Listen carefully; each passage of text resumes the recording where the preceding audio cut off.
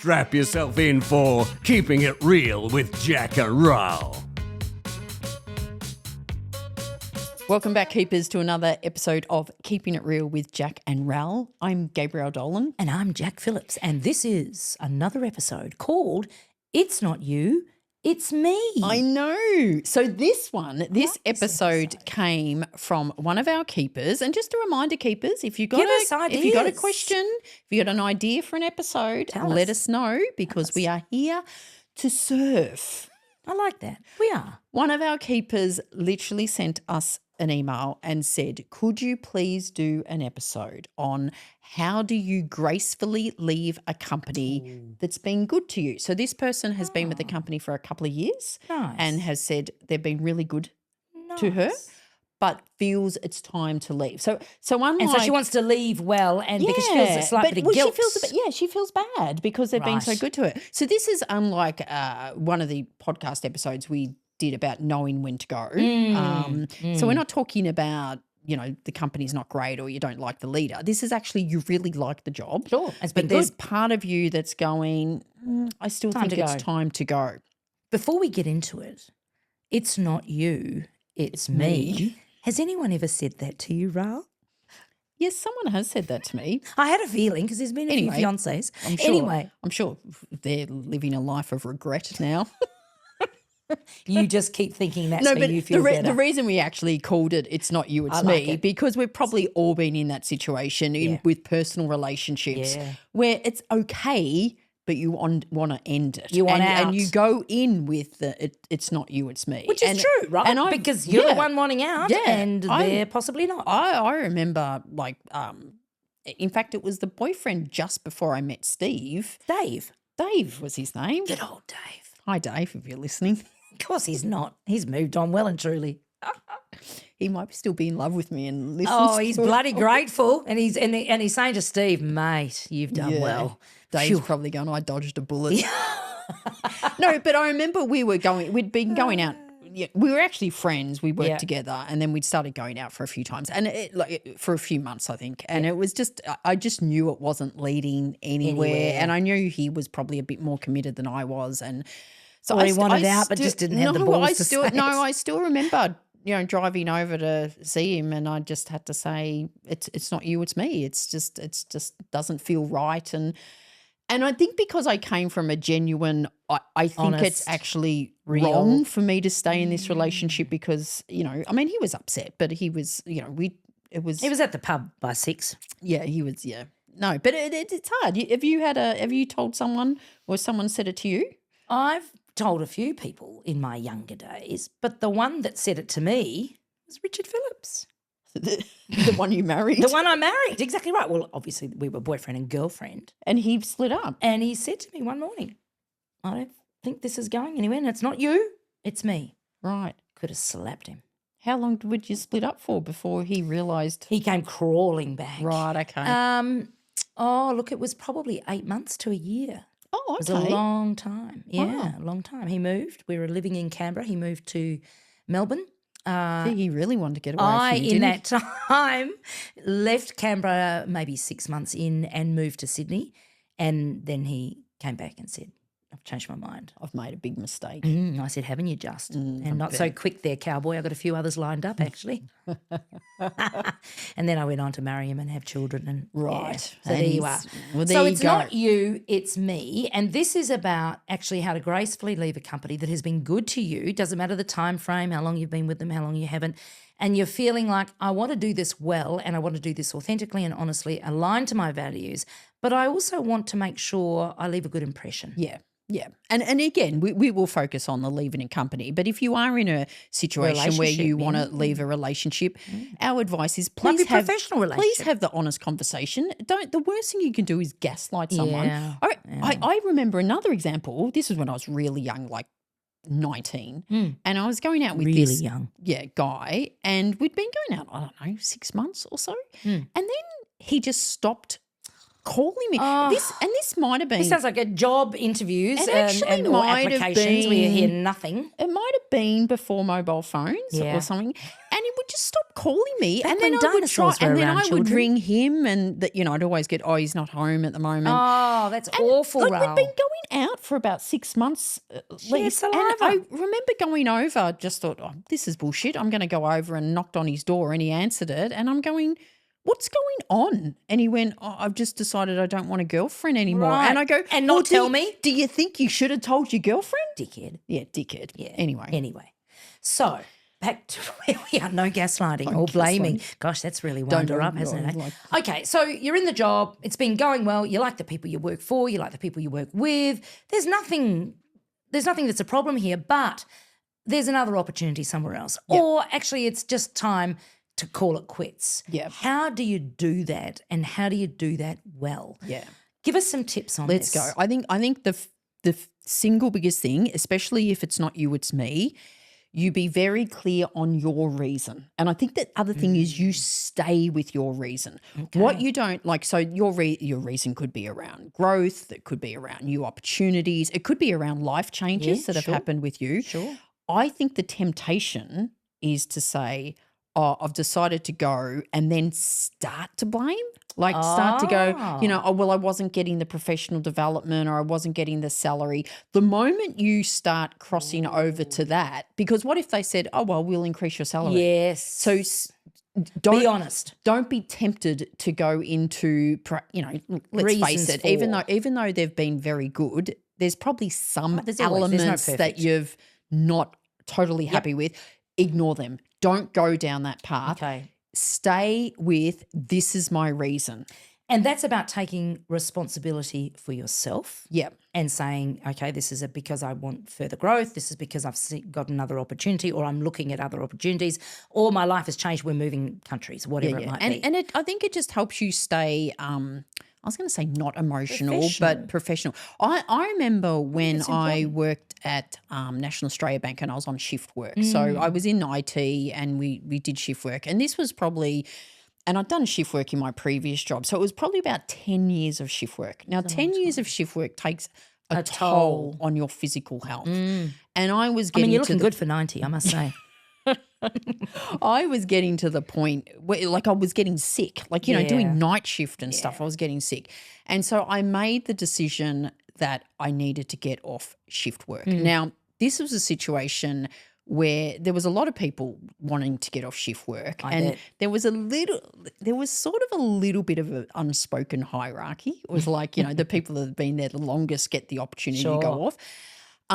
I remember speaking with, it was sort of my boss's boss that looked after the whole area, and having that conversation. And I just I was very clear on my reason. And I just kept saying, I know this is going to be difficult. They've got to replace you. And I said, but this is for my health. It's for my physical health, well-being. And I need to get off shift work. Yeah. And I still remember the conversation was, I still want to work at NAB, but if the only way for me to get off shift work is to resign, then I will resign. So that's a very confident and very accurate, reflective of your values and transparent conversation. And I agree. I think it's absolutely the way to go.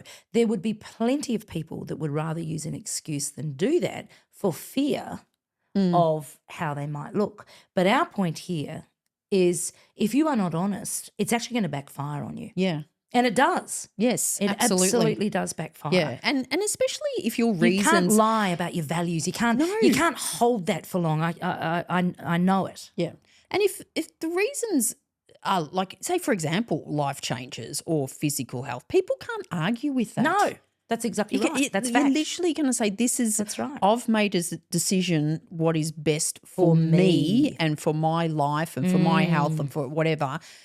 No one can argue with that. And seriously, if they're arguing with that, then Well, they're not a good leader for a start, because again, you are there to serve others, and a good leader will recognise if this person doesn't want to stay in this role or doesn't want to be in this company, by making them stay or by making them feel bad about that, we're not going to get the best out of them. And in fact, I'm actually missing an opportunity to replace them with some talent. Yeah. And have a positive finale, which is what we're talking about, actually exiting gracefully. Yeah. And So I think you're right. And can I just say, in that conversation I had went down very well, and they found me a new opportunity Right. because I was looking to move out of technology and more into the learning and development So space. smart. And They didn't lose talent. they gave me that opportunity to do so. Retain talent. And then I was there for the next 10 years. However many years. Okay, so the tip number 1, get clear on your reason, whatever the reason is, but be honest and transparent about it. Don't make it about what's wrong with the company. No. Take responsibility for why you personally need the change or need to leave. Yep. Okay, tip And I number think 1. that's really important. Don't even get tempted to make it about them. No. Just stay with point. what's true to you because point. there's no argument around that. Point.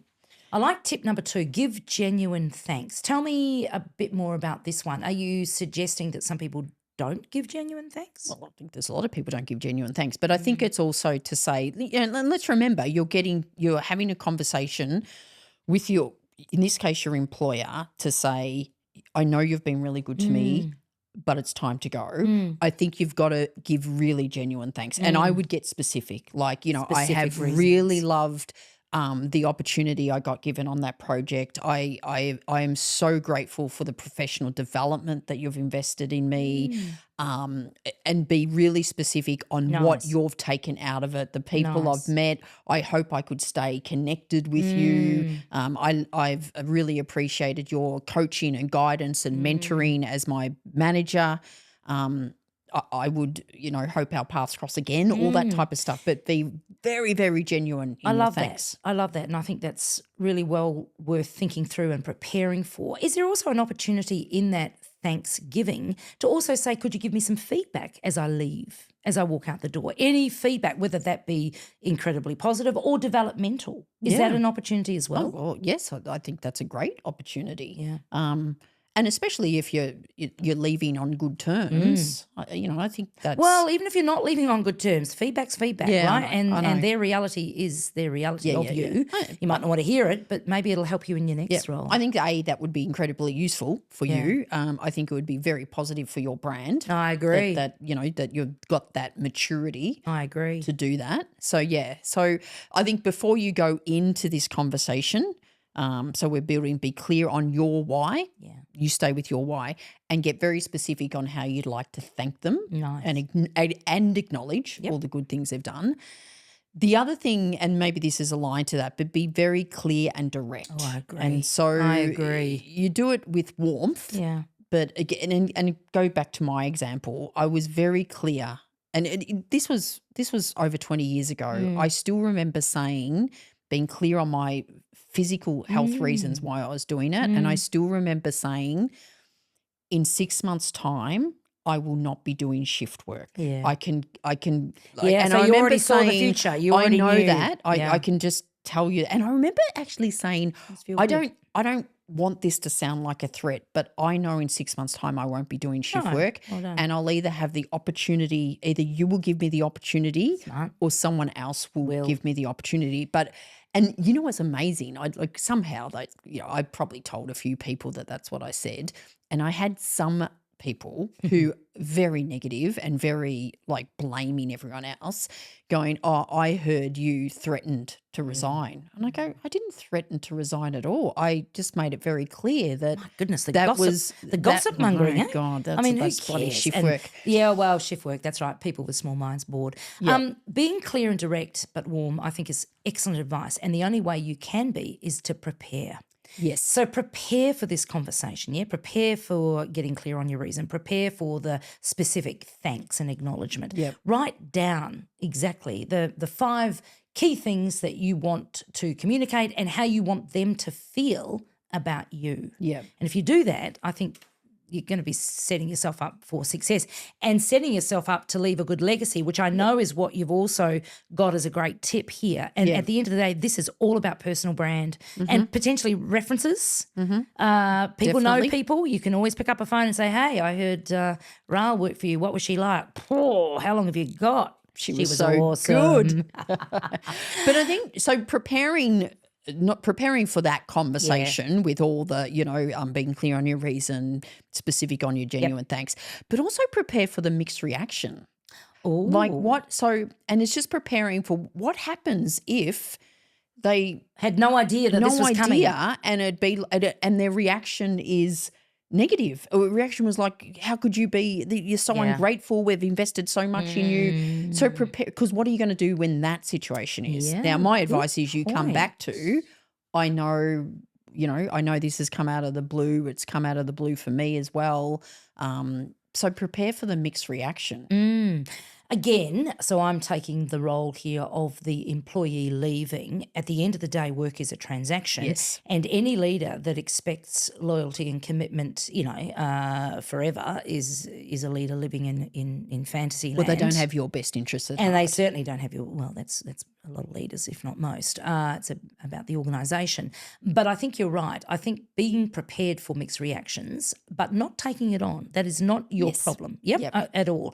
One of the things I have done as a leader, and I had a very high-performing, very talented person who had come with me from a few roles, so I made sure that this person kept working with me because I thought they were so good, and they were so good, and they enjoyed working with me. Saying to that person, okay, I think this is exciting. It's time you moved on, time you went and experienced different leadership, and this is a great opportunity. Go you. I'm really excited for you. But what I will need is your help in a transition period because obviously replacing you isn't going to be quick, though I don't expect you to be around for months and months. But let's work on a transition plan, leader to employee, so that we can make this work for both of us. Yeah. And that was embraced. Yeah, definitely. Well, that actually happened to me, and I'm pretty sure I shared this story before. When I did leave my corporate world, it was I went for a job. I didn't get it. My manager at the time said, "What do you think you're going to do?" And I said, "I think it's time to go." Yeah. And she said, I agree. Yeah. Again, having Great. my best interests Clear at heart. and direct, but honest. We worked out, I think it was 4 months. Yeah. It was a transition. It was the end of a project. I sort of, That's she a great said, relationship. and it was a very mutually beneficial relationship leader, to say, this would help. She said it would help us if you stayed on for extra time. And I said, yep, more than happy to. It gave me more time to get my head around the fact that I was going and whatever. So that's we talked about leaving a good legacy. You want to leave on good terms. You do want to leave on good terms. I've coached people and I've been in the situation myself personally where I've not actually enjoyed being in the role. I might have been there a couple of years. The time comes to resign. We've negotiated perhaps a longer transition period, and it's been some of the best months of my time in that organisation because it was honest, it was upfront. I knew I was leaving and going on to other things. They knew I was leaving and going on to other things, but we had this mutual agreement that this is how it would be. I was professional to the last day, and they were great toward me. And I remember looking back thinking, actually, that was the best part of that role. Yeah. But that's a win, right? And Absolutely. that was also a great learning on how to do it well, how to exit gracefully. Yep. And all these tips, how to exit gracefully, also apply if you're in the two situations we've just spoken about. Then, if you're the employer and you had to let someone go, so again, it's being clear on the reasons, and especially if again they've been good. Things change. We've all been through God, redundancies. How many restructures have we lived through that you've either we've been made redundant or we've had to let other people go. Like it just happens. That's what happens. And give genuine thanks on what they've contributed. Be clear and direct, but warm. Supporting. Be prepared for mixed reactions because absolutely. I've had them in tears in front of me. Yep. Yeah, and it's being prepared for that. So not buying into it, but being prepared for it, and then leaving a good legacy. And I think when you can do that, it's mutually beneficial. Because you just said it before. It's about your brand. Yeah. It's what people are saying, when you're leaving, as you're leaving.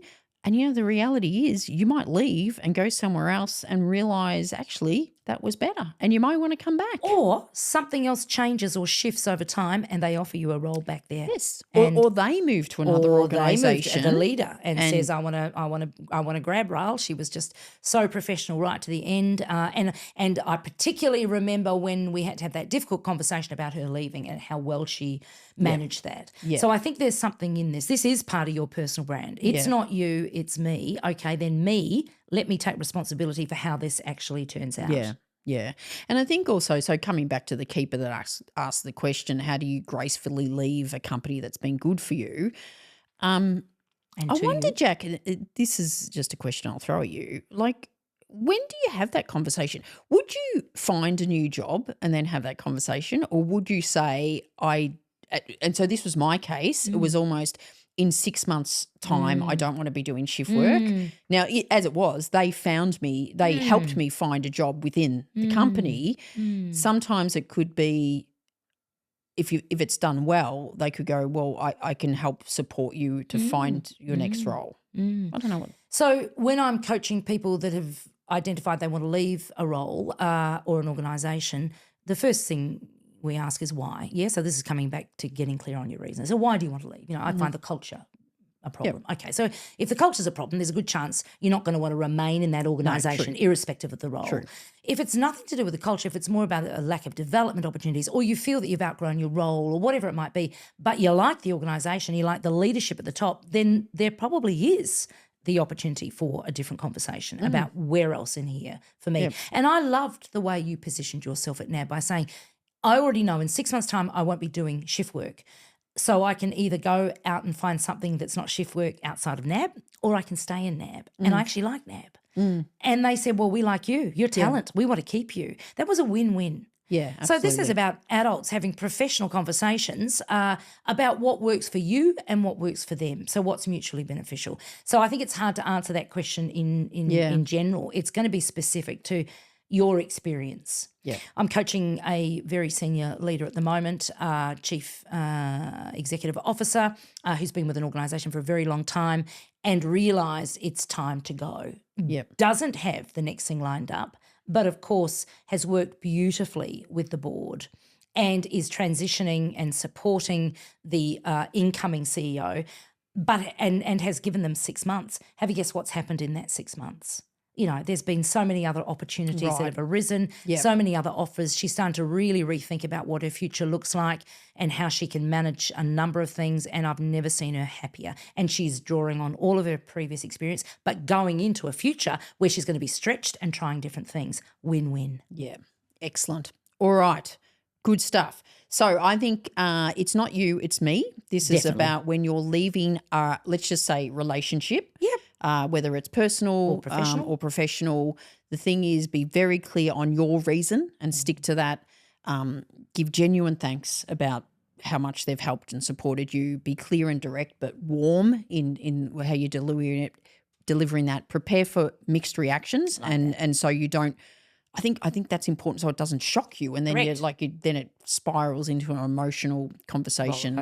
And always leave on a good note. So great tips. It's not you, it's me. I think this has been an excellent episode, and I think a lot of our keepers will get something from this. So well done, you. Another hot topic. Well, a keeper thought of us, so again. Well, that's true, but I brought it in. But anyway, it's not you, it's me, and it's me saying thank you, Rael. Well done, you. 5 stars for us. Let's share this episode if you found it useful, and I think it's over and out from Jack and Rael and keeping it real. So it's not the time for me to have a conversation and say, hey, Jack, got something to say. It's not you, it's me. Bye. Thanks, keepers. See you next time. You've been listening to another episode of Keeping It Real with Jack and Rael. If you like what you've heard, don't forget to tell others about it and give a 5-star review. They may seem confident, but they really are sensitive 5-star needy souls. Yeah, right. Keeping It Real, created by Jack Phillips and Gabriel Dolan. Produced by Keehlan Ferrari-Brown. And this really real voiceover, spoken by Richard Phillips.